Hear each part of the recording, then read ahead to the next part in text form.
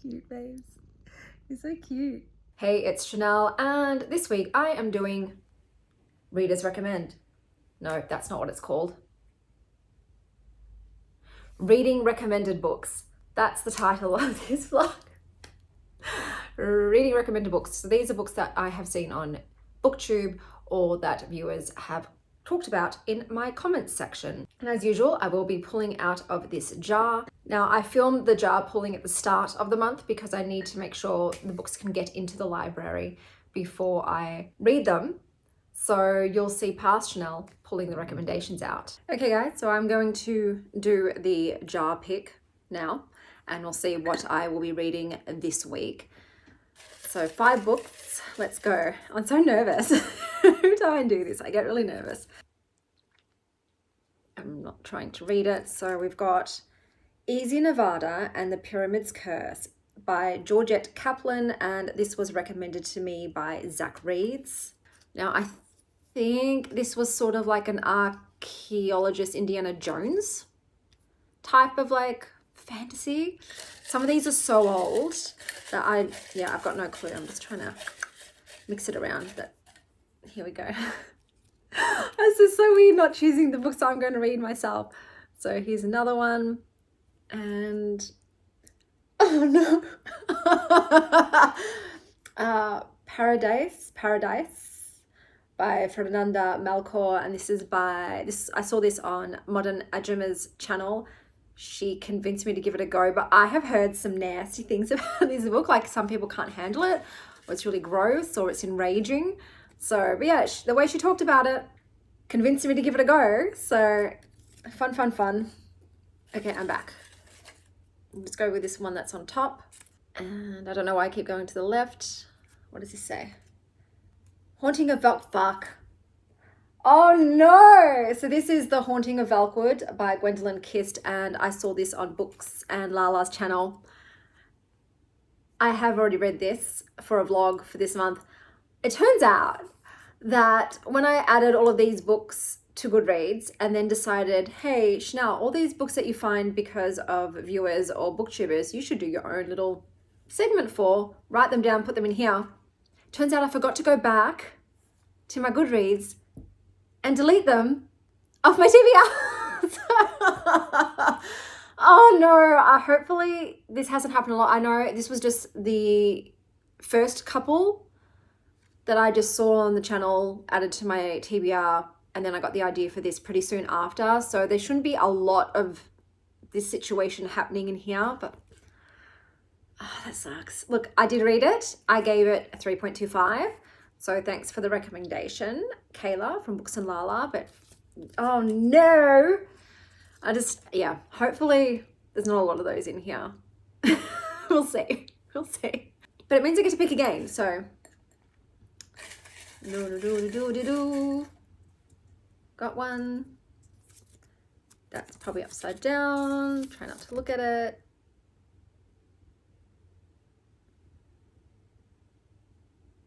Okay. Web of Meaning, Jeremy Lent, and this is from Tarot Magpie, so Sylvie's channel. I think this was a nonfic. So we've got a nonfic in here. So far, 1 viewer and 2 booktubers. Oh, I should be doing it on screen. Okay. Oh, I seriously am legitimately nervous. I don't know why. These are all books that I want to read, clearly. So weird. I guess it's like the lack of control that makes me nervous. I don't know if any of these have been in focus. Because I'm wearing my glasses, I don't want to see beforehand. Radium Girls by Kate Moore, and I saw this on Meg with Books. That's another nonfic. I'll be honest, I am reading a lot less. I used to read around 25% nonfic per year, and I know that's dropped significantly. It's just I'm finding myself more wanting the escapism and the entertainment rather than the knowledge gathering. I don't want to learn new things. That's the way it's been, and because I have to read these all the way in full, I'm like really hoping they're going to be good. So I've got 2 nonfics on there. I'll have to look at them again at the end to decide. Oh, I'm so nervous. I don't even remember what's in here anymore. So that's why I'm nervous too, because I just don't remember what is in here. Liars. Oh, Liars by Sarah Manguso. Saw it on Hannah May's channel. I have read this. So I read this in the Up Next. If you watch that one, I didn't even know what Liars was. So I must have seen this briefly, written it down, and like I said, it didn't go on my Goodreads TBR, and then completely forgotten about it, wiped it from my memory, because it was legitimately, I felt like I'd never seen that book before. I did like it. I think, what did I give it? Was it a 3, guys? I remember it was heavier than I thought it was. It wasn't so much a thriller as it was a woman in a bad marriage with a cheating husband.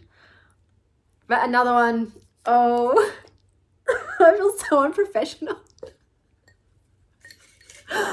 God damn. All right, look, I have to start watching some more booktube, catch up on booktube, and hopefully more people who view my channels give me more recommendations for books that interest me so I can fill this jar up more. But okay, we've got a skinny mini.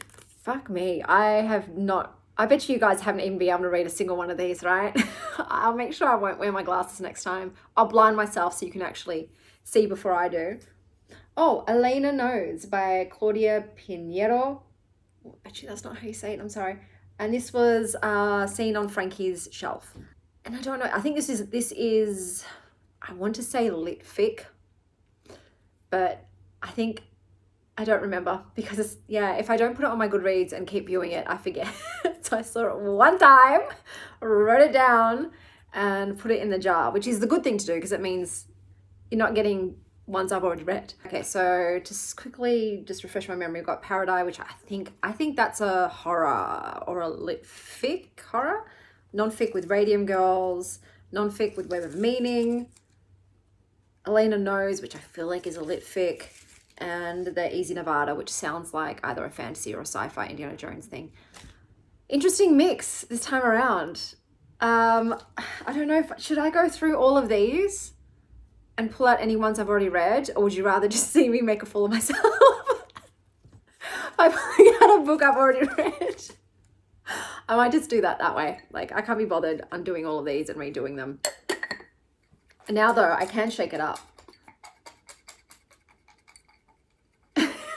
So, all right, I'll go online, I'll see what I can get ebook, what I can get physical, and what I can get audiobook, and we'll see what I rate these recommendations.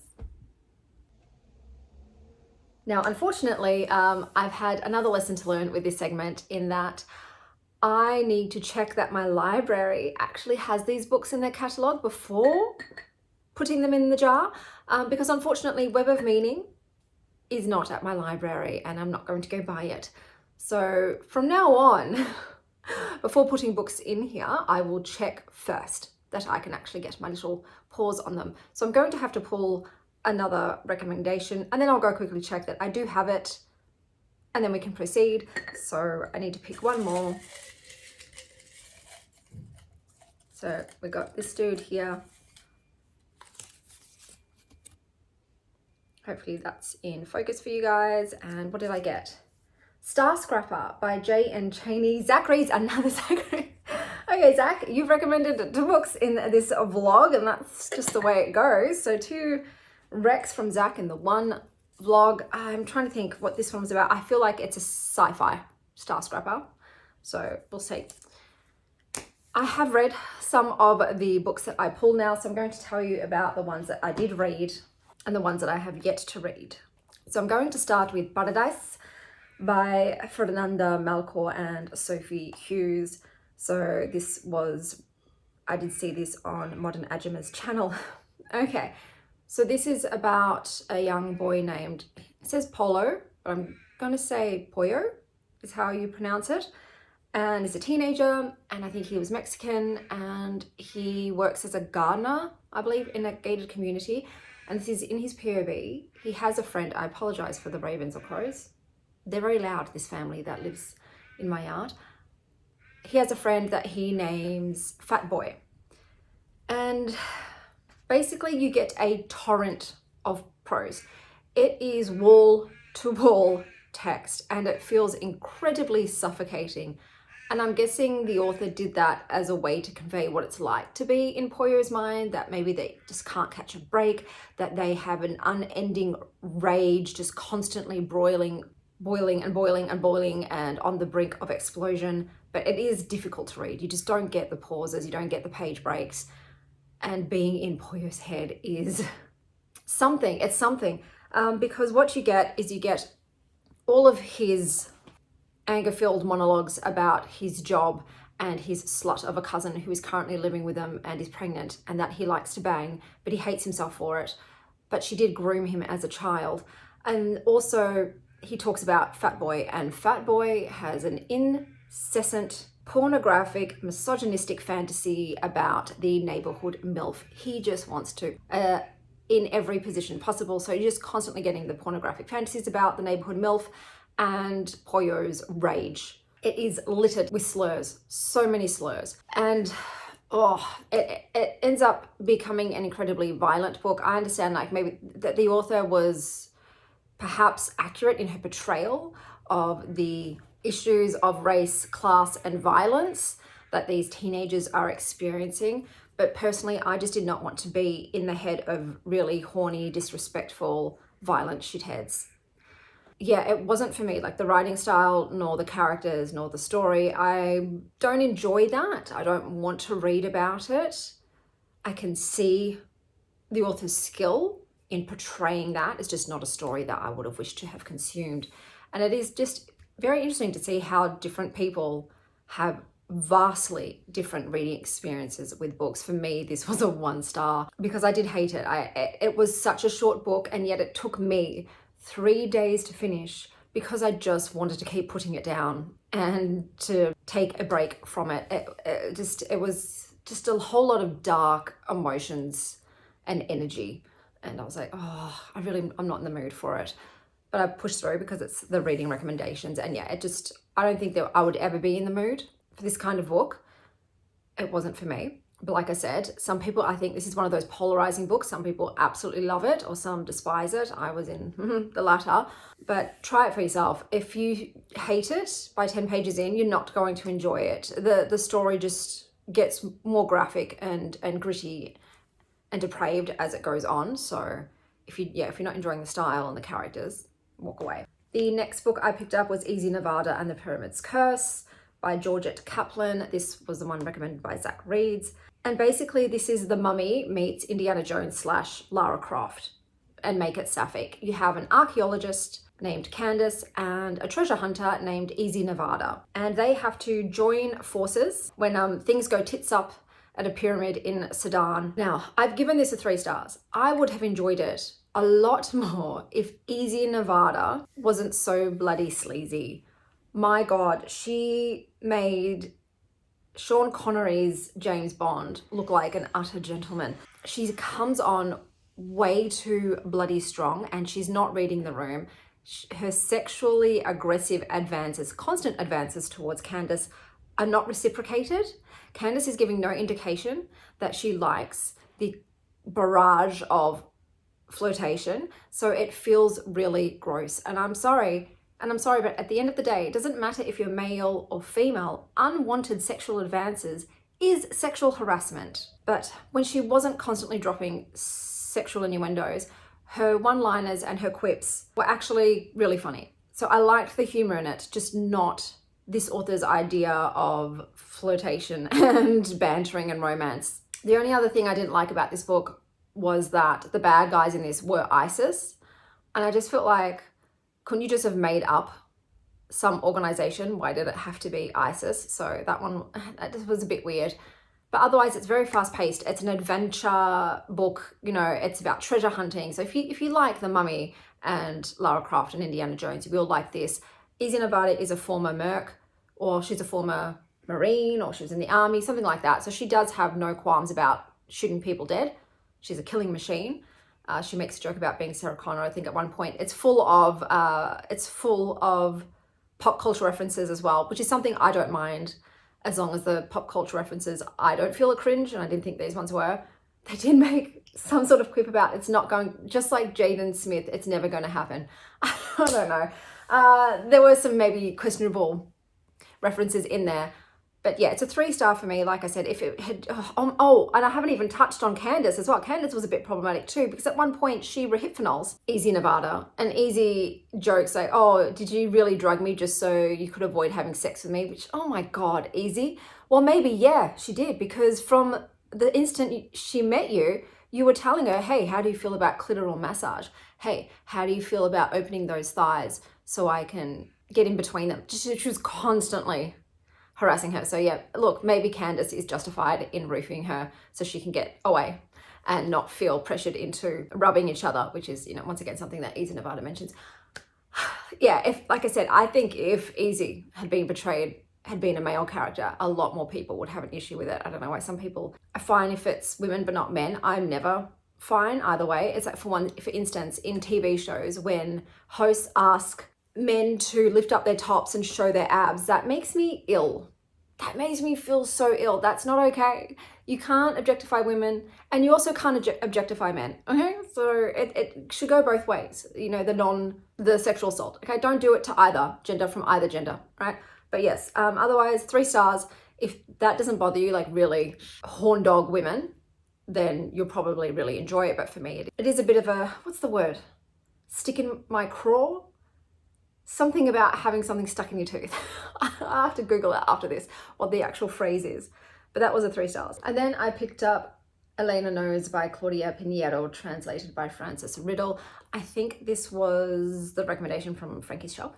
If I'm wrong, I'm very sorry, I'll put it up. I'm going to begin by opening with one of the lines that really hit me hard. And it's, children whose parents die are labelled orphans. But what do you call a mother whose children are dead? In this book, you have a mother who has Parkinson's and her daughter has died. Her body was found hanging in a church. Everyone has labelled it a suicide, but the mother doesn't believe that because it was raining on the day that she hung. And her daughter would never go into a church when it was raining because of her intense fear of lightning. So she is trying over the course of a day to find out what really happened to her daughter. The book is segmented into time fragments between her taking her pills, her medication. So she'll say pill number 1 and she's got, I think, an hour before the pill starts to wear off and it affects her body, and then she has to take the other pill. So I thought that was an interesting way to structure the book. The relationship between Elena and her daughter Rita was very fractured. It was quarrelsome, it was fraught. I think this book would have been a high rating for me if their relationship had been more loving, because then I felt like I would have really felt the grief stronger. But their relationship was a little bit unhealthy and, like I said, tense. But your child is your child, and she loved her child, and she wants to make sure justice is served. This has some quite intense, serious subjects in it, so I would check all the trigger warnings.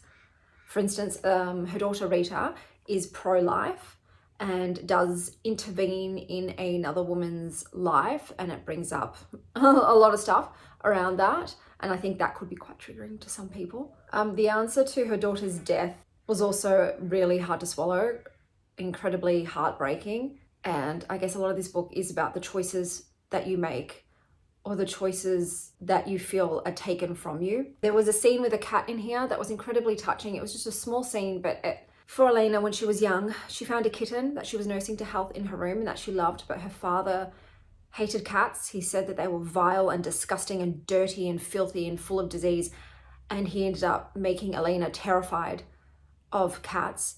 And then when she grew up, her husband and her daughter had those same sentiments towards cats. And so when she finds herself in this woman's house and this cat comes up to her, the inner dialogue is that of her father and her husband and her daughter telling her they carry diseases and it's dirty and don't let it touch you. But because of her medical condition, at that point, she's really restricted in her movement and she's unable to stop the cat from coming and curling up on her lap. But while the cat is curled up on her lap, the voices of her family members fade away and her own voice is heard again, and her own thoughts about cats and the fact that she actually really likes cats, and she now is free to have a cat if she wants to have a cat. That was a really beautiful scene. The only issue I had with the formatting is that once again, it's very blockish, so it doesn't really have a lot of page breaks. It's just walls of text. But the dialogue, whilst it is italicized, I hope that is in focus. That's all it is. It's italicized. So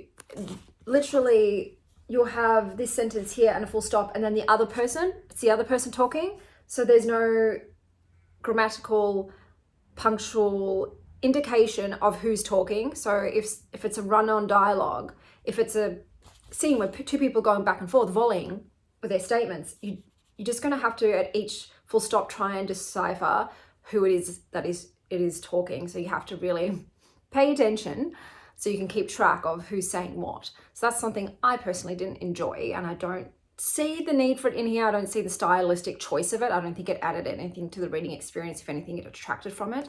But I still rated this 4 stars. I felt the grief. I felt this Elena's feelings, despite this being translated, and the language is simple, the emotions came through. So this was a 4-star read for me. So the two books that I have remaining are The Radium Girls by Kate Moore. This one actually does have photographs in here, which I'll just show you now, of the actual women that I guess are going to be featured in this story. So I love the mixed media in here. And obviously the last book I pulled out, which is Starscrapper. If you see me again, it means it wasn't at my library. Otherwise, this is what I'll be reading. Now, I did plan on going out for lunch today, but I don't know if I'm up to it. Even though I've done my makeup and put a cute fit on, I might just cancel my plans. I will see. I'll see what I feel like doing. But otherwise, I'll see you once I've read the last 2 books for this reading vlog.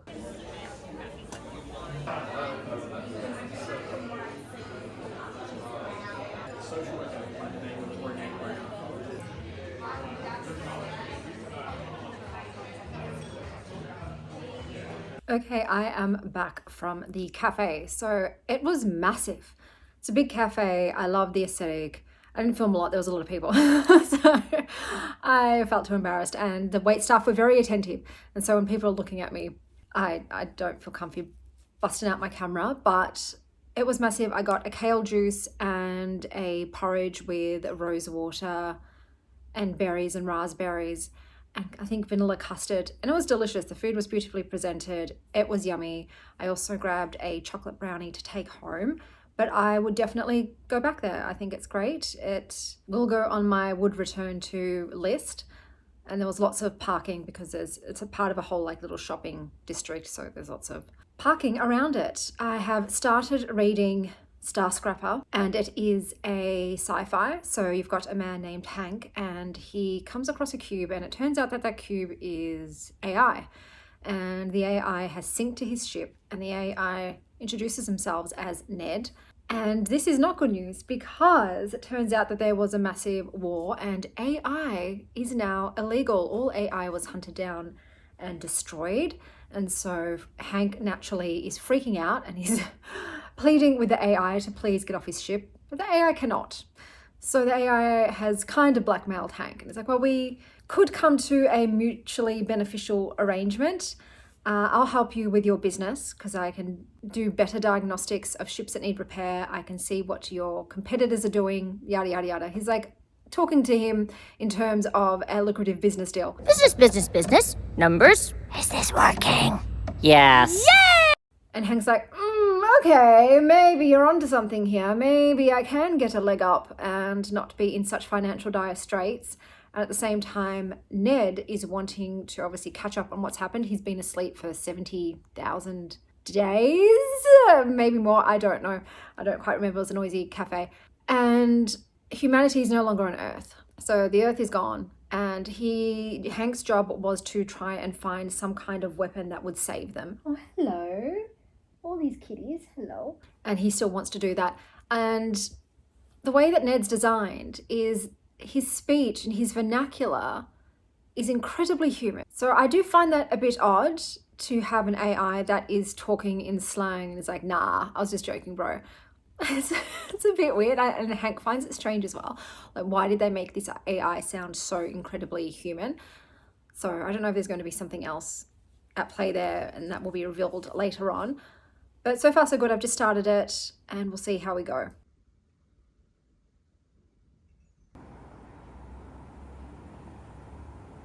Hey guys, I'm coming to you in my pajamas.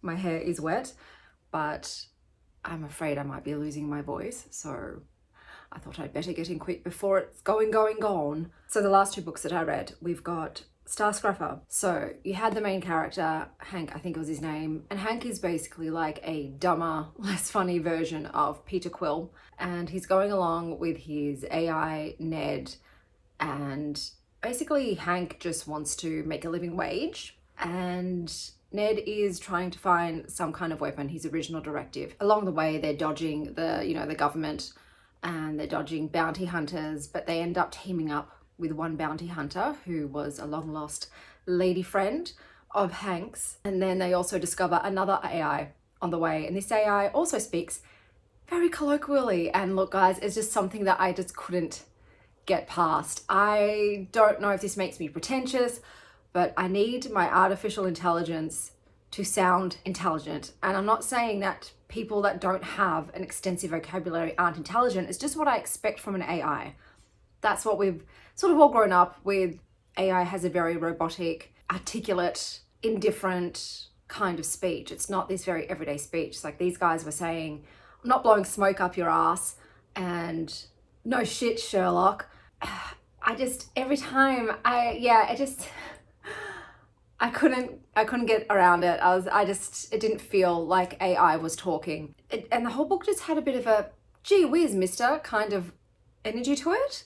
I never really felt any sort of tension or high stakes. So maybe some people will really enjoy that it's, I guess, like cozier kind of sci-fi. The writing is very basic. It's very basic. I guess this is all about the plot because I didn't connect to any of the characters. Hank's just going along for the ride. You know, he just is just doing whatever Ned wants him to do. So Ned's very much in control of the situation. But yeah, I just didn't get invested into the story. I don't really care to see what else happens. I gave it a 3. It was fine, but not my kind of sci-fi, I guess. I apologize if the sound of the washing machine is too loud in the background. The last book that I read was The Radium Girls, The Dark Story of America's Shining Women by Kate Moore. I will start by saying, if you cannot handle body horror, walk away, because this book does not shy away from depicting in detail what happened physically to the girls' bodies because of the radium poisoning, and it is horrific. It is so horrific. It was making me feel queasy because it's real. It's not a horror book. This is what happened to these ladies. This is what they physically went through and died of. So the book, it's got a very simple style. I think it was trying to be a bit more literary, a bit more fictional sounding. Like, this is Catherine, and Catherine was a happy woman who was only 14 when she started working here. It went with that kind of storytelling vibe, which I think worked.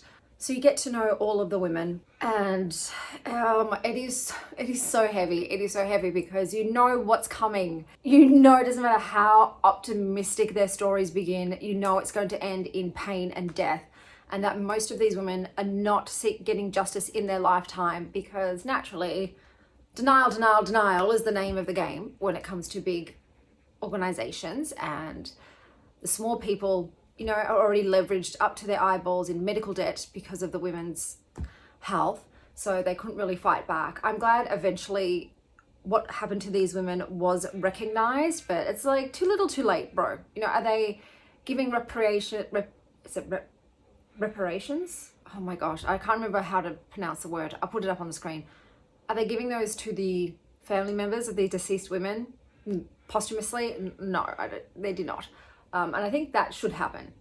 If a company is found to be liable after the fact, monetary compensation should be made to the surviving members of those people. But basically, the women, it's just the part that is most terrifying is how these women and the public repeatedly told, radium is totally safe, guys. Totally safe.